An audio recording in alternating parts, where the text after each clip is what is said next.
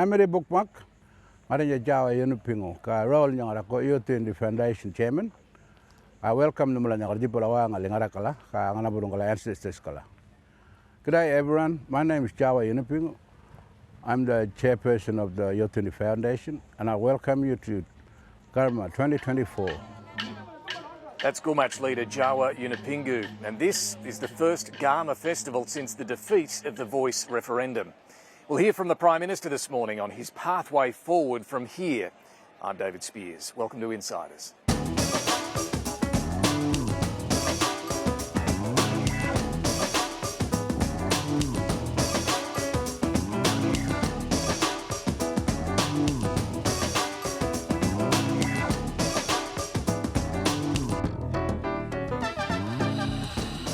This site we're on, Gulkula, is an ancient meeting place for the Yolgnu people in northeast Arnhem Land. The Garma festival, held here each year, is both a celebration of culture and an opportunity for often difficult political discussions. 12 months ago, there was still hope here that the referendum would succeed. But after voters overwhelmingly rejected the idea, this year it's a very different tone. There's an effort to move on from the defeat, but also some despair at what's been called a deafening silence from the government on the way forward. The Prime Minister's been here to start charting a new course. His focus is now squarely on tackling Indigenous disadvantage. But the latest Closing the Gap figures reveal the scale of this challenge. Most targets aren't on track. In some areas, the gap is only widening.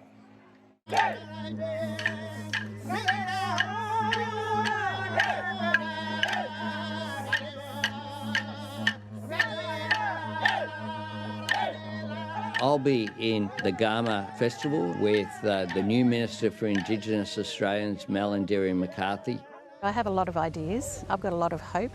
I've certainly got a lot of enthusiasm. I'm not going to Garma. What we need to focus on, frankly, are practical outcomes for Indigenous Australians. The latest Closing the Gap figures show only 5 of the 19 targets are on track. More Indigenous Australians are committing suicide, in jail or losing children to out-of-home care. Kids' development also going backwards. It is deeply disappointing to see the figures. The Productivity Commission says it shows governments need to work closer with Indigenous-led organisations to find solutions. It's frustrating. It is beyond frustrating. It's like there's the starting block and we haven't even got there. We haven't even got our shoes on. Quite clearly, governments of all persuasions at all levels have not done good enough in the past. Despite the pain caused to us, we sought a pathway to unity. We choose to look forward, not back. We remain committed to Makarrata. We'll continue to engage in good faith with leaders and communities to decide what the steps should be. Under a government I lead, there will be no Makarrata and there will be no revisiting of truth-telling. Well, it just shows the challenge I have in front of me, doesn't it? Celebrating language, culture, dance and hoping for the creation of a better future as we walk forward together. Thank you.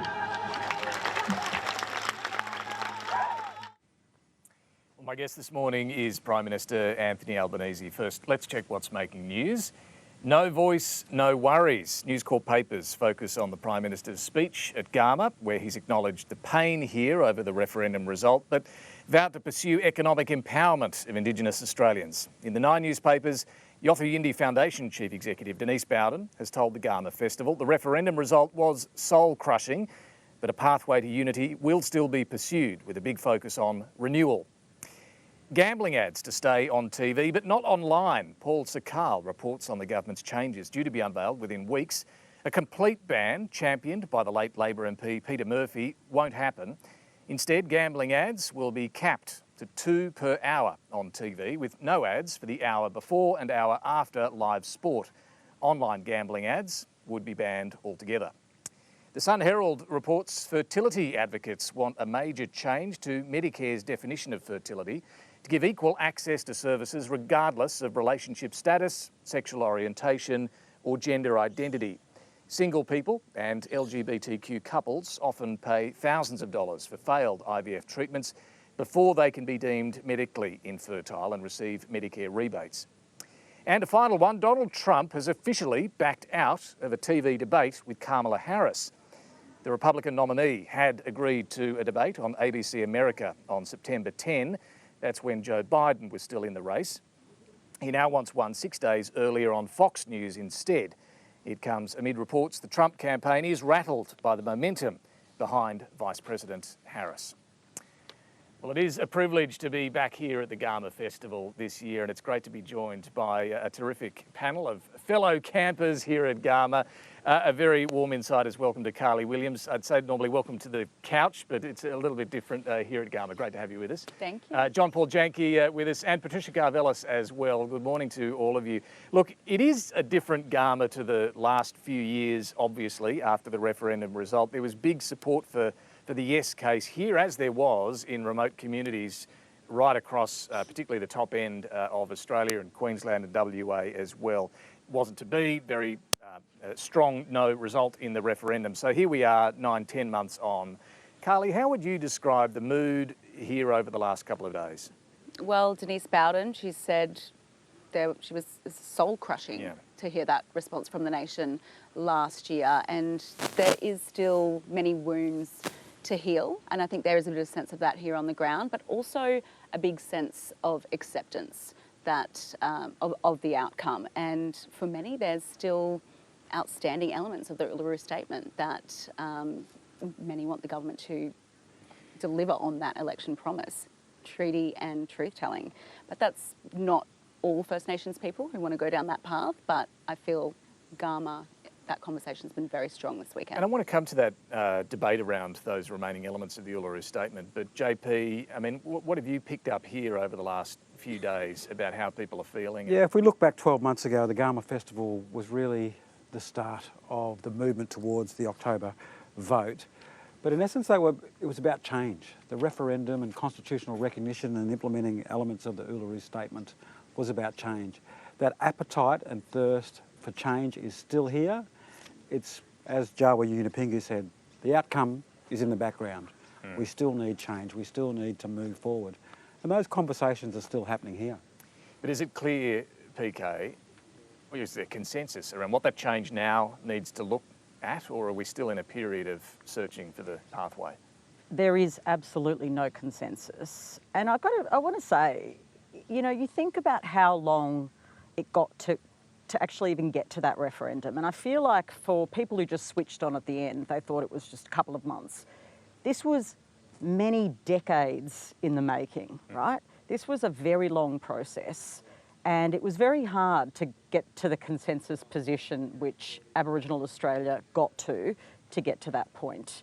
It wasn't easy, there was lots of disagreement, but there was a consensus.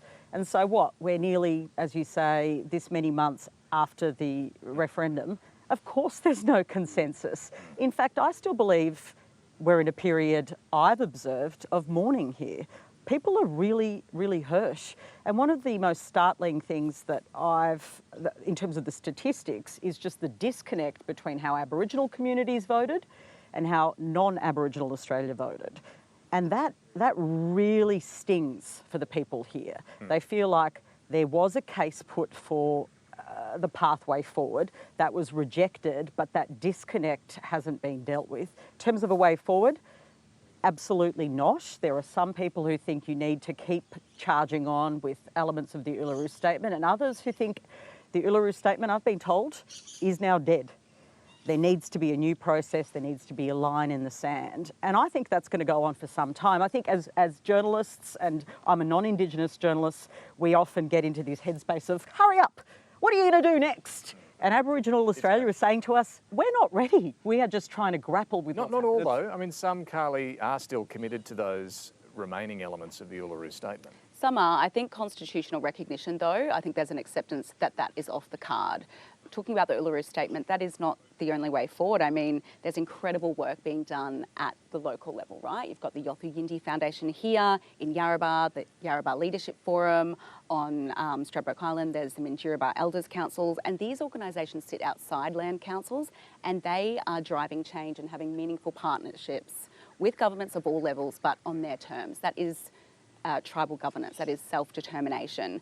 And without a proper treaty objective outlined soon, we might see the new generation of Indigenous leaders looking at international options as well. You know, I've heard conversations about mob going to the International Court of Justice to have First Nations sovereign rights recognised independently. So there's lots more conversations outside of Uluru Statement. I think it's important to note that, you know, I've worked in Aboriginal affairs for three decades, and it is hard to get a consensus on a way forward, but Aboriginal communities come together on that way forward. And in essence, the Uluru Statement and constitutional recognition was that way forward. It talks about structural reform.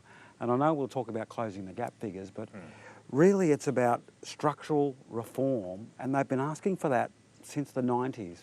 A great report produced by ABCIC in the 90s called Recognition, Rights and Reform. It plotted a way forward for the next generation and included constitutional recognition. It included addressing major structural reform. Paul Keating sort of commissioned the report. Lost power was given to the Howard government. It sat on the shelf. None of those were actually implemented. So we are asking for major structural reform, and as the figures each year get worse for closing the gap, that is what the Productivity Commission is now saying. It's what Aboriginal communities are saying. We need a seat at the table. We need structural reform, and until we address that, the figures aren't going to change. They're going to get worse each year. And we've travelled around post-referendum doing our show, The Point, and it's the same views here. There is still a sadness, a loss of being asked to be put in the birth certificate of this country. Not demanding, actually asking the nation. So there is a huge mourning still going on. So you don't think that idea of constitutional recognition, some sort of inclusion in the Constitution, is dead? Well, I just think people don't want to go through the pain. Like, people are still feeling the pain of the referendum. They're still feeling the huge online racism that the referendum has... I spoke to a couple of women here who made that point. They said the racism they experienced around the referendum time was like nothing they'd experienced in their lifetime, and it hasn't really died down much. So that's still very real as well. Your point about the need for some structural reform is really interesting as well. What did the Prime Minister offer in his speech yesterday here at the festival? Do you think he was talking structural reform, or...? I think it depends who you speak to. Like, speaking to Joy Cardona from the Malik clan at Daly River, she questioned the government's priorities after the PM speech yesterday. She said treaty wasn't mentioned, he totally bypassed treaty, and she conceded that she wouldn't see treaty in her lifetime, much like Djawa Yunupiŋu said, 40 years away. And he's the big boss man here in Northeast Arnhem Land. So I think it was pretty big. Yeah, what did he offer in that speech? I think he offered a way forward without actually committing to a way forward. Obviously, lots of commitments that the government is already doing, consultations with the Coalition of Peaks, investment in housing, in economic prosperity for Indigenous communities. Communities want that as well, but they also want sort of long-term structural reform. It's that seat at the table, it's that actual investment in what Aboriginal communities want. And Aboriginal policy has been up and down with that seat at the table. In the 90s and 2000s, we saw the shared responsibility agreements, which were absolute failure. They want a seat that is valuable at the table that actually echoes their voice. So, PK, explain to us why the Prime Minister is reluctant to go as far as that now. It's why as simple as politically this. difficult for him? And this is the elephant in the conversation. We have no bipartisanship on Indigenous affairs. The Prime Minister and the Yes campaign lost the referendum, but the view inside the government is that, in fact, because so many other issues were raised during that time, that it's actually set back the cause quite significantly, the cause that they, had signed up to. And let's not dance around that. We, as you outlined, Peter Dutton has said no Makarrata under him, no treaty under him. We are about to go into an election period where we have a pretty significant divide on the pathway forward in Indigenous affairs. So the Prime Minister is about to go into an election period where he feels like the country heard a lot about this last year. There was fatigue about listening to that. There's a variety of reasons that happened. I think the fact that it coincided with the cost of living crisis, which we'll also talk about, meant that people felt like he was talking about something that wasn't their everyday reality. A lot of people don't know Indigenous Australians, and so that empathy wasn't there necessarily. Do you think he's burnt by all of that and reluctant therefore? I think Mob burnt is have an told me understatement. that. Mob have told me that. Yeah. They are frightened that Labor are not going to push Aboriginal affairs in the lead up to the election because they're frightened that Labor think that 60% of the country just don't care about us. Yeah. I had the opportunity to sit down with the Prime Minister, and I asked him, you know, you came back here very emotional to be back here, very emotional last year when you were here and they gave you the fire to go forward to the nation. This year they presented you with a sacred object to thank you and honour you for your commitment in taking that to the nation. What are you going to take to the next election for Yolgnu leaders, but also for First Nations communities? And it was really economic prosperity, it was investment in housing, so it was all those programs that they're already doing. Yeah. Well, let's explore that little further. I did sit down for a long chat with the Prime Minister before he left the Garma Festival late yesterday. Let's have a listen to Anthony Albanese now. Prime Minister, thanks for joining us here once again at this very special site. It's a pretty wonderful part of Australia, isn't it? It certainly is. Look, after that referendum defeat, you wanted to listen and consult. Some of those here reckon that's turned into a long, deafening silence. So what is your plan now for Indigenous Australians? Well, the reception that we've had here has been really positive, and the theme here at Garma, underneath the lectern, says fire, strength, renewal. Out of the fire that was lit at Uluru in 2017, it wasn't successful. So we haven't come here to go through the ashes, if you like. After a fire, comes rain and comes new shoots, renewal. And that is one of the themes of this. It was a theme of Djawa's speech here, the leader of the Yolgnu people. And it was about economic empowerment was the theme of my speech. How do we close the gap? How do we empower First Nations people so that they get the opportunities that other Australians have? And we see the changes in the global economy, the changes in what Australia's doing, which is heading to the north, whether it be defence and security investment, the investment in critical minerals, the investment in renewable energy, as all presenting an opportunity to go forward. And I want to come to some of that, but it does sound like you're still searching for the right pathway forward after the referendum. How do you go about that process? Who do you consult? How long does this take? Well, we've been consulting, and of course there are existing bodies like the Coalition of Peaks that we're continuing to work with on those objectives. Is that your main source of led by advice? Pat Turner. No, our doors are open to all sources of advice, and one of the great privileges of coming here is that this is a forum that is about a celebration of culture, but it's also about a celebration of knowledge and the wisdom that comes from 60,000 years of care for this land and country. You did say on election night that you were committed to the Uluru Statement in full. That's voice, truth-telling and treaty. I do think it's important to clear this up after the referendum defeat. Where does that commitment now stand? Well, it hasn't changed in terms of treaty as being negotiated through states and territories. That's at different stages, and that is appropriate given that there are different views and it is not one homogenous grouping around the country. So no national treaty. That takes.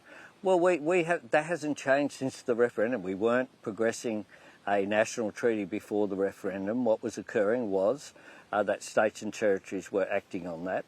And with regard to Makarata, a Yolgnu word, that simply means a coming together after struggle. I'm somewhat perplexed at why people see that as being complex. Obviously, there has been a struggle for First Nations people. That's why we talk about closing the gap, or what is really a chasm in some areas.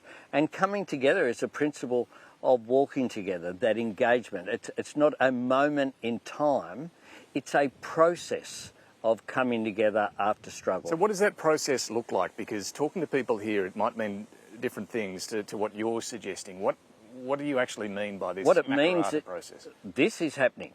This is a coming together of people through engagement. The forums that are held, different bodies, including the body led by Pat Turner, made up of a coalition of peaks. It means engaging with land councils. It means engaging with native title tribunals. It means engaging with First Nations people right around the country.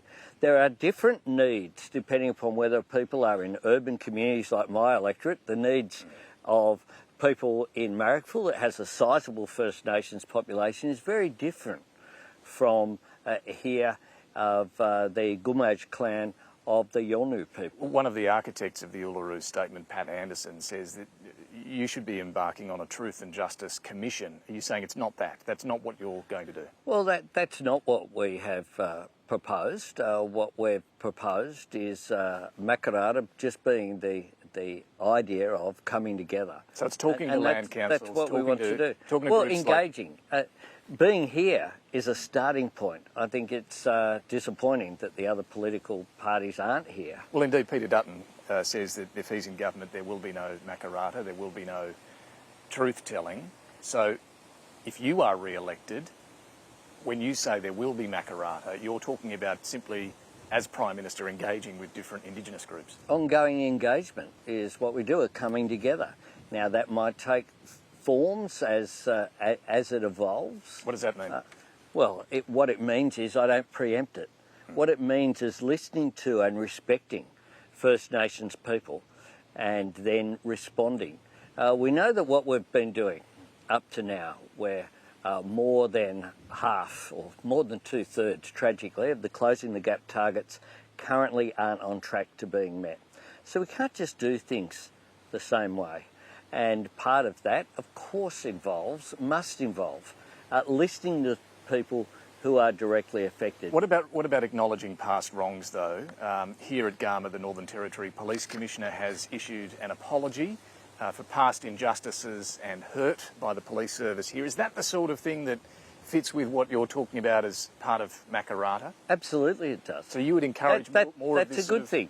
Of course. Who's against? I'm not quite sure how Peter Dutton justifies saying he's against truth-telling, telling the truth about history, or against people coming together in dialogue. So would you encourage other police commissioners to do this? One of the things, it's up to them, but in general, it's a good idea to acknowledge history and to acknowledge that why we are here today is because of that history.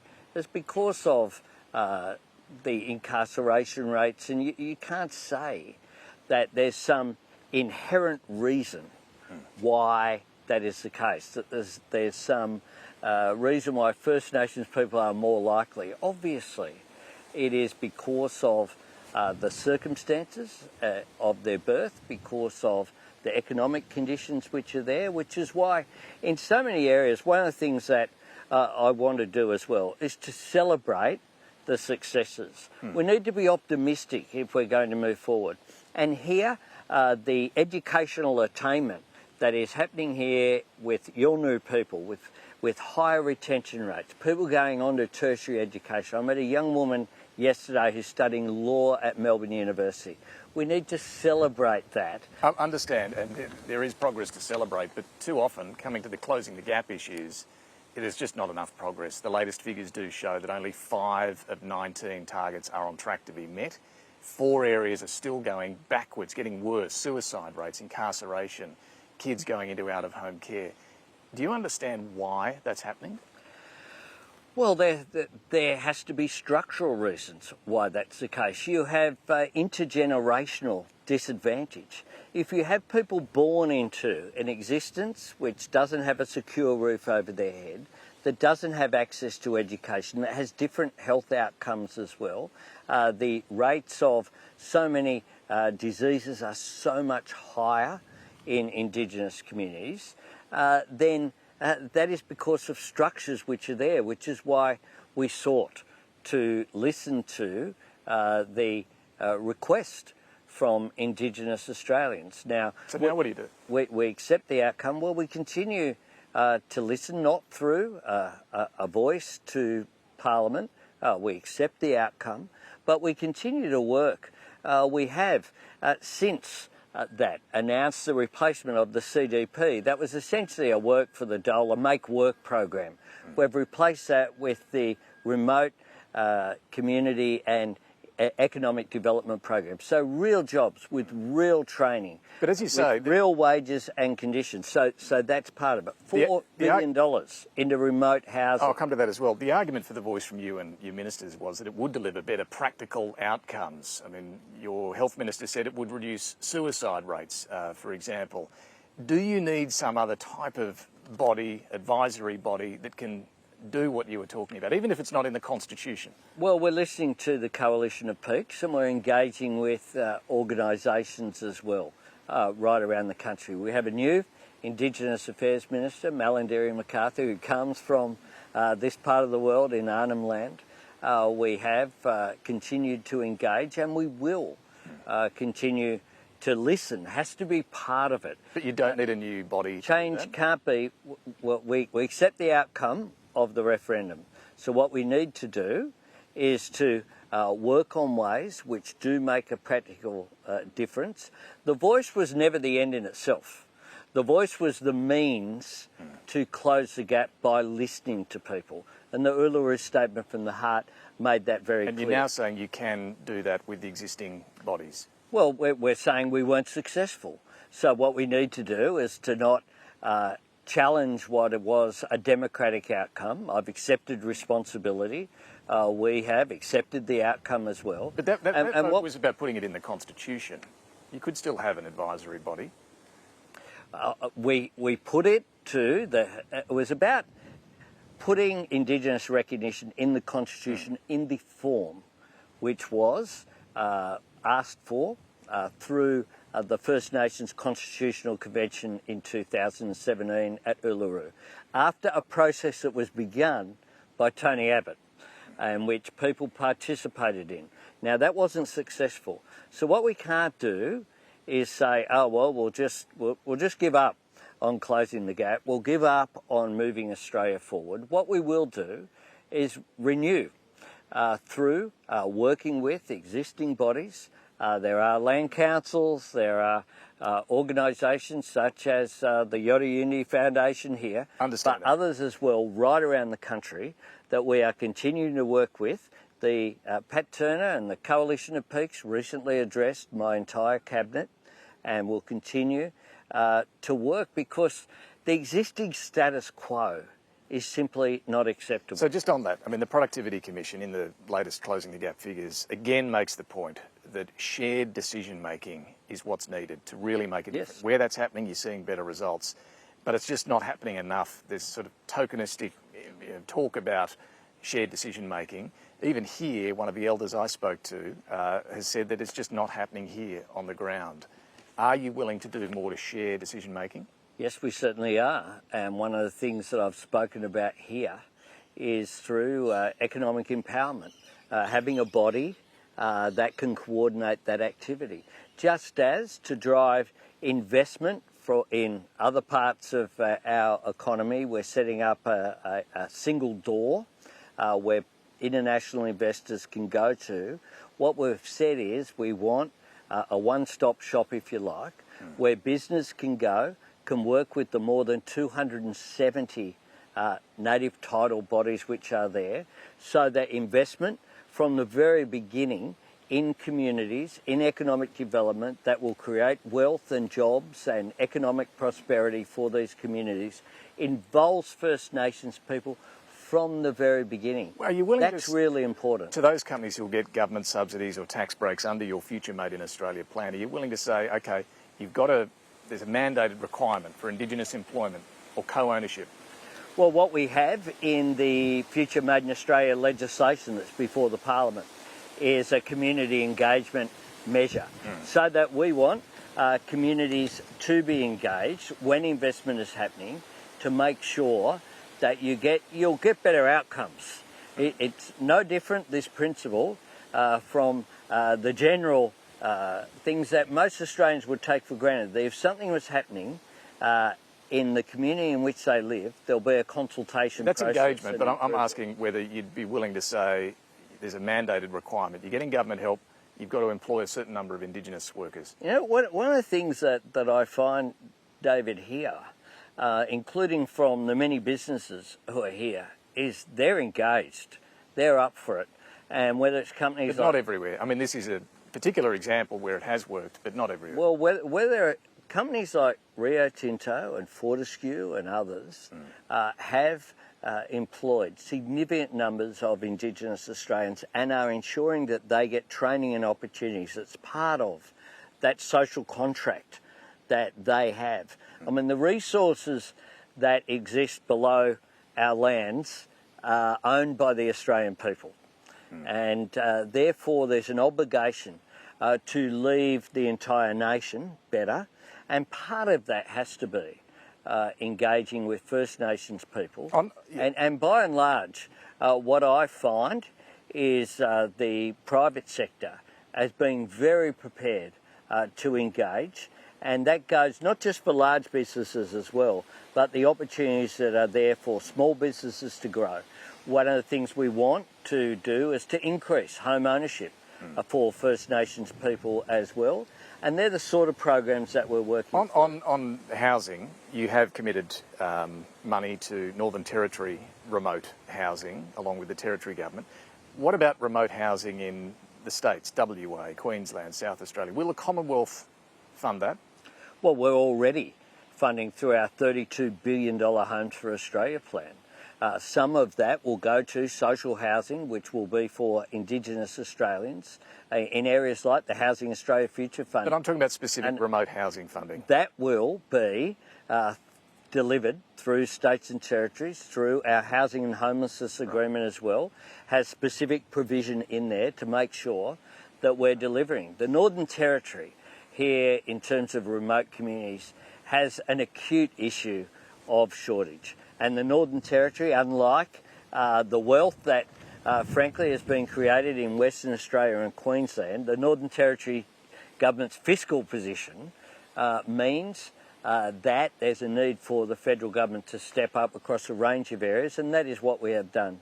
Just generally with housing, in terms of reaching your overall target for the nation, one of the problems we're seeing is not enough workers in residential housing construction. Building costs are huge, they're driving inflation. A lot of workers are perhaps understandably taking bigger pay on big infrastructure projects. What do you say to the idea that maybe there needs to be a pause on some of those big infrastructure projects so more homes can be built? Well, you don't pause an infrastructure project that's underway. That's a recipe for making sure that the costs... But if it's still on the book, still on the making sure that the costs are considerably increased. What you will have in places like New South Wales, a range of the projects are reaching conclusion. Infrastructure is important for our growing communities. We need to make sure that we train and skill up more Australians, which is why we have our plan for fee-free take. Understand that. Why we've got specific plans in construction that we announced in the budget as well to train Australians for those jobs, and why as well we're re-engineering the migration program to make sure that it prioritises those areas of skill shortage. Finally, just coming back to what you've been talking about here this weekend, you did in your speech talk about Australia. You imagined an Australia that's more unified, more reconciled, more confident, more equal. Do you honestly think Indigenous Australians are more reconciled and more unified than they were before the referendum? Because speaking to some people here, I've had women tell me that the racism that they experienced that was brought up during the referendum really hasn't gone away. Do you think we are a more unified, more reconciled Australia now? Well, there has to be the objective to achieve that. And what I think is that we need to be optimistic about how we look forward. And one of the things that was, I think, a key of Djawa's speech here this morning was that sense of optimism. And when I've met with the youth group here this morning as well, what I see is young people who are optimistic about Australia's future and are optimistic about their place in it. There is no doubt that there was considerable hurt, not just by the outcome, but by some of the way that the campaign was conducted. And that is just a reality, and people's feelings are still raw and emotional, which is why you didn't wake up the next day and say, okay, now here's what we're doing. These issues take time to work their way through the system. How long? But what remains, well, we are a theme of the first Garma after the referendum. We have had a $20 million announcement today for tertiary education here on country, following on the successful schools programs. We have successful employment programs replacing the old CDP. We have a record funding for remote housing. We have improvements and programs in health, including dialysis support in remote parts of Australia. So this reconciled, unified Australia and could take some time. And we have, of course, it's a process of reconciliation. But what is important is that we walk together. And one of the things that is a theme of this is renewal, and is a theme of walking together, recognising that this isn't just an issue, from my perspective, about Indigenous Australians. It is about closing the gap for them, but in my view has always been that Australia as a nation will benefit from being more united, from more reconciled with our history, and that's important for all of us, but it's also important for how Australia is seen in the region and the world. Prime Minister, thanks for joining us here at Garma. Thanks very much, David. Let's get back to our panel then. Carly Williams, John Paul Janke and Patricia Karvelas. JP, pretty clear from the Prime Minister when it comes to Makarrata that his interpretation or version of that is to just continue engaging with existing groups. Yeah, absolutely. But I don't know if you can redefine the word Makarrata. The word Makarrata has been around for a long time. The 70s. The Yolgnu word. It's a Yolgnu word about a coming together, but it is about, it is coming together. You can't redefine that. And to water it down or to redefine it, I think just loses faith with Indigenous. Well, it's also how it's used in the Uluru Statement, right? So the Uluru Statement called for Makarrata, described it as the coming together after a struggle, but then it also said, we seek a Makarrata Commission to supervise a process of agreement making between governments and First Nations and truth-telling about our history. PK, that commission part of it is clearly not where the Prime Minister's now going. The Prime Minister has been quite clear that they're not moving forward with a commission, so no commission is on the table. He's clearly made a decision, though, that he's not going to retreat from the use of the word, because he did make on election night a commitment to the full Uluru Statement from the heart, not just the referendum. And they funded in the budget There was a bit of money money put aside for a commission. For the commission. That's right. $6 million. So he's made a decision that he cannot come here and look Indigenous leaders and elders in the eyes and walk away from a Makarrata. But equally, he's not advancing a Makarrata in its definition. He's trying to downplay what a Makarrata is. So he's giving it kind of like a definition in the dictionary. Makarrata, the dictionary means coming together after the struggle. Yeah. It was always meant to be a structure of truth-telling. And in fact, what he's said here, indicating there's not going to be a commission, is frustrating to some of those who were involved in the Uluru Statement and the Yes campaign. One of the Yes campaign directors, Dean Parkin's, been here as well. I did have a quick chat to him about this. What the Uluru Statement was very clear about is that Makarrata is about a commission, a body that would be set up to do that work. And was it your understanding that's what the Prime Minister had previously committed to? Well, that was the election night commitment. It was to the full implementation of the Uluru Statement from the heart. And the Uluru Statement from the heart is very, very clear on that point, that it is a Makarrata Commission. So it's a high expectation because that commitment was made in good faith. And clearly the first element of that commitment, the referendum, has been carried through. The Prime Minister has been true to his word on that. And we would say that the remainder of the Uluru Statement from the heart is outstanding, and that does involve that Makarrata Commission. Does involve a commission. That may not be a uniform view and it may not be politically feasible for the Prime Minister right now, but Dean Parkin's not alone amongst those here, frustrated that there's not going to be a commission. Well, the feedback I've heard from people here on the ground is that there has been a tweaking to the definition, or the PM's description of Makarrata this weekend may be incomplete. What I understand Makarrata is a process of conflict resolution, peacemaking and justice. But on the commission, we put what's the timeline on that? We put that to Minister McCarthy, and the government couldn't give a blueprint or a timeline that people on the ground that I've spoken to were happy with. So Makarrata is just a conversation and engaging. It's not a policy or a commission. That's the big questions that are being asked. And Peter Dutton's making it pretty clear that he's more than happy to have an election fight over this. Absolutely, and we saw this in the referendum, that if you have polarity of two sides, there is political reward in being so far from what the government wants. I think mob are sick of being a political football. The word Makarrata has been around for a long time here on this country, but in the political landscape, it's been around since the 70s. After the successful 67 referendum, the government committed to, setting up a Makarrata council to talk about treaties. So we've had treaties being talked about for over 50 years in this country, led by a Makarrata council. And to still be talking about it 50 years later, I think shows nothing has changed. It might frustrate people here, PK, but is this politically the only option for Anthony Albanese? I think that the raw and stark politics here is that the loss of the referendum and the thumping loss, not in Indigenous communities, that point is very important, high yes votes there, but in the rest of Australia, means that the government feels like they have no mandate to go forward with some of this agenda, that it will be politicised and polarising. Malarndirri McCarthy is a really important choice, I think, for Minister for Indigenous Australians.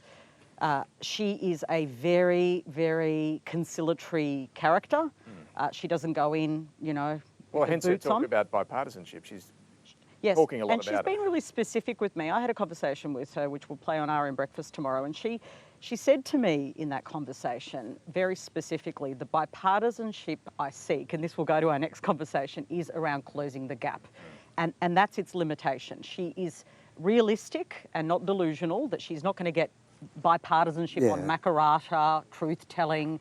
This is not going to happen. Like, we just have to live in the political reality we're in, and the political reality we're in is that the coalition will not support truth-telling, Makarrata, treaties. That is their position, and in fact, it's overwhelmingly their position. Well, let's talk... Yeah, sorry, But they'll also say that they support bipartisanship on other issues. Economic development? Yeah, but... Are they both on the same campaign? Bipartisan broadly starts with showing up. And if you can't show up to the Garma festival, where if you disagree, put your points forward. But come here and put those points forward as a bipartisan show of support, right? Garma is all about the mixing of the waters. It's the fresh water meets the salt water and churns and bubbles. And that foam is the way forward. That is Garma. And if you can't do that, there's no bipartisanship. You say you're going to do it, but you don't actually have any bipartisan. Let's talk about those closing the gap figures that we saw the other day. I'll bring some of them up here. So the Productivity Commission now puts out this annual set of numbers. There are some areas that are on track. 5 of them, in fact. Here they are: healthy birth weights, early childhood education, employment, land rights, water rights. They're all on track. This next lot, there's improvement, but they're not on track. Life expectancy, Year 12 completion, tertiary education, young people learning or earning, tackling overcrowded housing as well. Then you've got these 4 areas where we're going backwards, where the gap is getting wider. Children going into out-of-home care, incarceration rates, suicide rates, and children being developmentally on track. Carly, just to pick out one of those, the suicide rate, it's in that list where the gap is getting wider, things are getting worse. You've been reporting on this. Why is this getting worse?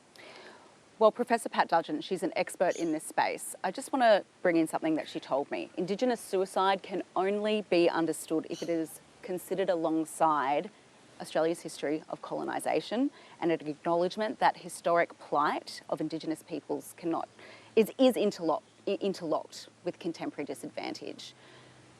you know, it's going to get heavy here, but there are a matrix of complex reasons why more mob than ever are taking their lives. And this plague has taken my own cousins from my family. There are so many of our families that are living with this brutal reality. A recent investigation that I did, a loving Yamatji mother, Christelle Whitehurst, in rural WA, she presented at a rural WA emergency department, telling them that she was going to take her life and hurt herself.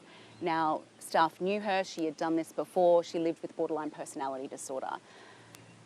Yet she was left in a cubicle and offered a cup of tea. She was left alone for 12 more minutes than hospital protocol required to take her life, with staff just metres away. Now, the hospital has implemented changes to make it a safer space for Aboriginal people, but the family's still waiting on an inquest. I think there's an important question here of we are asking more of mainstream health services.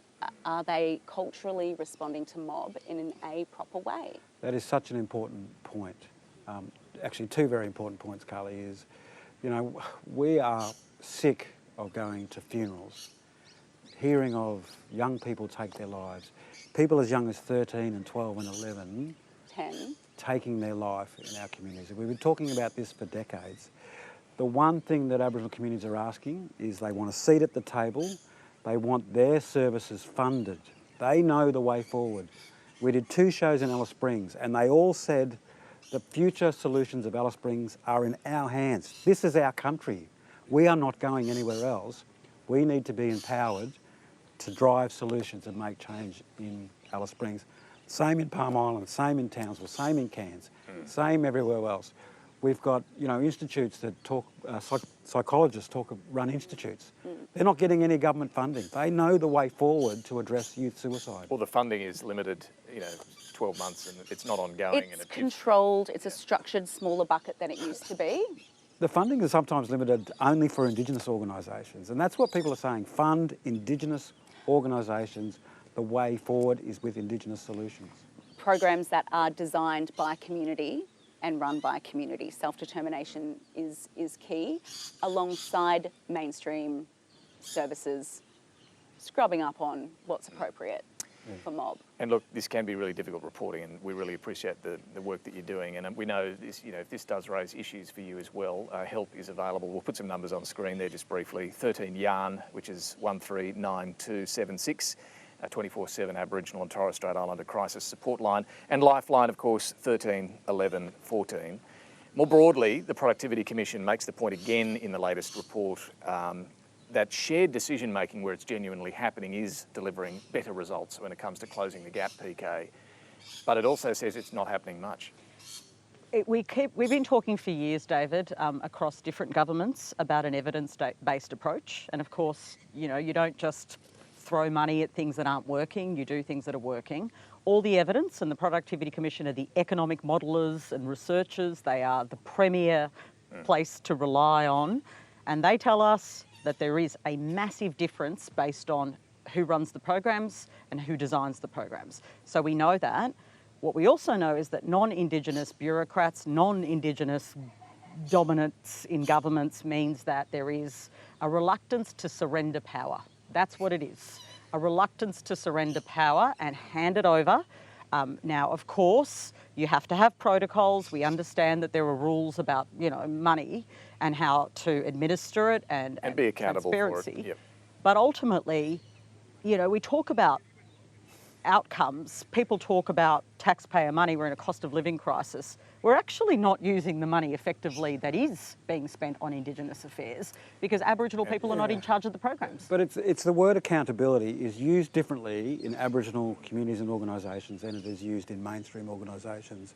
You know, through the 90s and 2000s, Aboriginal organisations were held to a higher level of accountability than non-Indigenous organisations. The Aboriginal and Torres Strait Islander Commission, ATSIC, you know, was constantly promoted as having no accountability. It had its own independent office of audit and evaluation. It went through so many audits, you know, all of them found small administrative issues, but that happens across all bureaucracy and grant funding programs. And well, it's Aboriginal community saying we are held to a higher standard of accountability. But that issue of funding appropriate community-led solutions is the way forward. It's what the Uluru Statement says.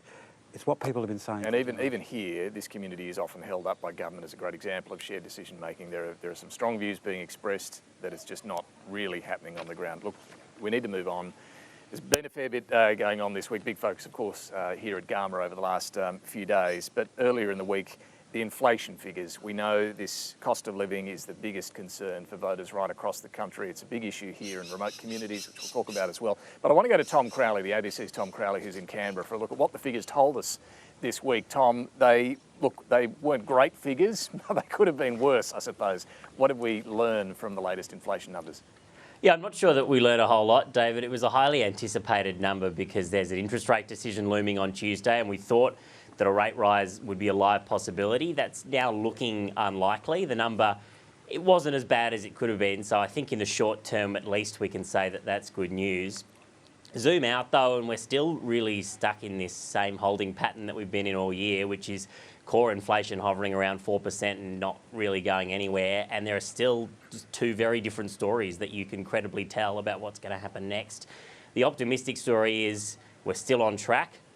The RBA always warned us this last mile was going to be a bit of a slow grind. It's going a bit slower on inflation because it wants to save as many jobs as possible. That's the plan.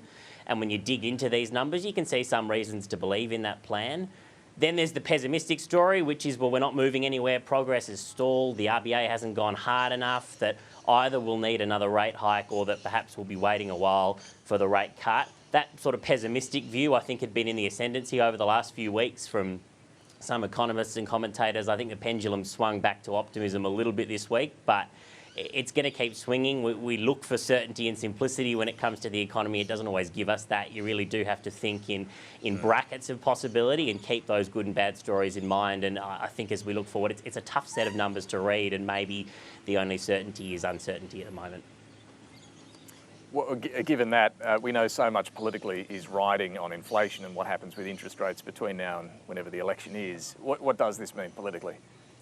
Well, the government, I think it'd be very pleased and has every right to be that we're not expecting to see a rate rise on Tuesday. More broadly, the question remains, as it's been for a while, when are we going to get the first rate cut, and will it be before the May deadline next year for the next federal election? Rate cut's not the only game in town. It's important to say that. Of course, if you get a rate cut, we've also got a recession. That's not something that we'll be so thrilled about. But broadly speaking, if the RBA gets its plan A, and if the government can go to the next election with a low unemployment rate and the first rate cut in the bank, with people actually banking a reduction in their cost of living, that'll make the economic message easier to sell and easier to convince people that we've turned the corner. On the other hand, if we're still in this sort of zone of uncertainty, if we've had either a rate hike, we don't know when a rate cut's coming, if perhaps the unemployment rate's starting to climb, the story gets a whole lot messier. The government sort of made its set of policy decisions. Now it's really just got to watch and wait. And if I can use an Olympics metaphor, it's a marathon, not a sprint. This was a week where some people thought we might fall off the pace. It hasn't happened. We haven't fallen off the pace, at least this week. So, at least this week, I suppose that's good news. All right, Tom Crowley, thanks so much for that. Absolutely sure the government's got its every finger crossed that it gets a cut rather than a rate hike before the election. Just to bring it back to here, and I guess, Carly, remote communities generally, cost of living, I mean, everybody's feeling it, but what does it mean in a remote community? Remote communities, you can get a can of baked beans, which is over $6. Wow. Geraldton, which is rural WA, a head of cabbage was $7 when I was there recently. So a 2-litre carton of milk in some parts where we are can get up to $8. Totally, but I think there needs to be a conversation about how this cost of living crisis is impacting closing the gap targets and could be helping those targets widen. It's actually making things even harder. We were on Palm Island recently. The Mayor of Palm Island, Alf Lacey, said, the cost of living crisis, Aboriginal communities have been living in that crisis for decades. Dr. Robert Blakely, who works at the local health centre, says if it's cheaper to buy fast food than it is fresh food, that is going to affect people's health. Yeah. Well, just quickly, PK, generally on inflation. Tom, points out it could still go either way. But the view in the government is a lot of relief. The government breathes a sigh of relief. I spoke to many of them and they made it very clear that they were relieved But they also made it quite clear that they know they're not out of the woods. They don't think, oh, we've really turned a corner now. They're very nervous. Yeah. And they're very nervous about the way the next 6 months will look. Even if we were to see an interest rate cut by May, that doesn't necessarily mean all their fortunes change. Great conversation with all of you this morning. Let's get some final observations, though, before we go. Carly. I think we need to really consider how the cost of living crisis is affecting closing the gap. I mean, if cabbage and baked beans are not the only thing going up in price, social and emotional well-being of Aboriginal people is taking a hit, and we should consider how inflation has an insidious yet profound impact on Aboriginal people. JP. Yeah, I think we go around, communities are telling us the referendum was about being seen, being heard. Post-referendum, they still want that. All sectors play a part in that now. The media plays a big part in that. June 30, recommendations were handed down of missing and murdered Indigenous women.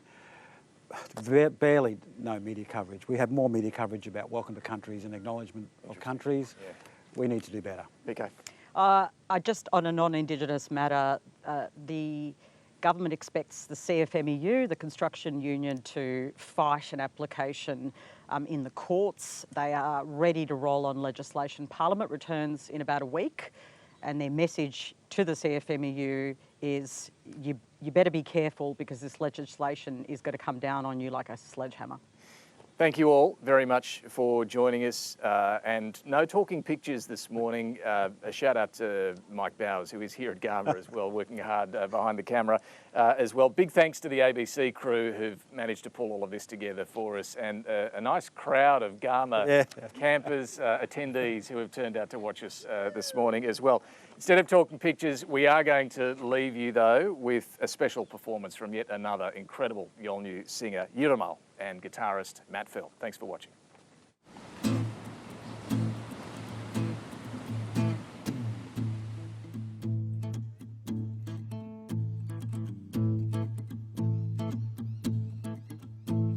Spirit moving across the face of the land. This feeling grows everywhere. Yotoka Indi, father and child, singing songs, telling stories all over this land. Can you feel this country? I can see its face. The Lord of the land, spirit of play. From days, many years, mighty old tall trees, to the great ocean road and the MCG. From Fitzroy River to the Gulf country, and the mighty river to the Malarndirri. Can you feel this country? I can see its face. The Lord of the land, spirit of play.